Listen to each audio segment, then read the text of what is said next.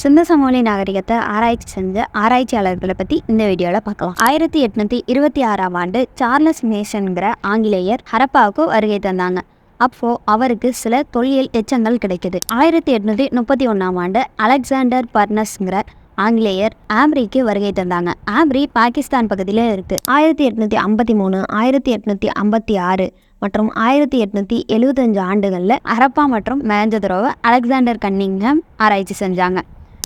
Alexander Cunningham தான் இந்திய தொல்லியல் துறையோட தலைவராக இருந்தாங்க. இந்திய தொல்லியல் துறை 1861 நிறுவப்பட்டுச்சு.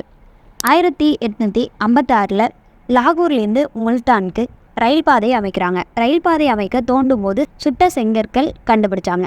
1920 சர் ஜான் மார்ஷல்ங்கிறவங்க ஆராய்ச்சியை மேற்கொண்டாங்க. நாகரிகம் வெளிப்பட்டதுக்கு முக்கிய காரணமாக சர் ஜான் மார்ஷலை குறிப்பிட்றோம். 1940 REM வீலருங்கிறவங்க ஆராய்ச்சி செஞ்சாங்க. இவங்களெல்லாம் தான் சிந்து சமவெளி நாகரிகத்தை சுதந்திரத்துக்கு முன்னாடி ஆராய்ச்சி செஞ்சவங்களா குறிப்பிட்றோம். இது போன்ற தகவல்களுக்கு இணைந்திருங்கள் புதிய யுகத்துடன்.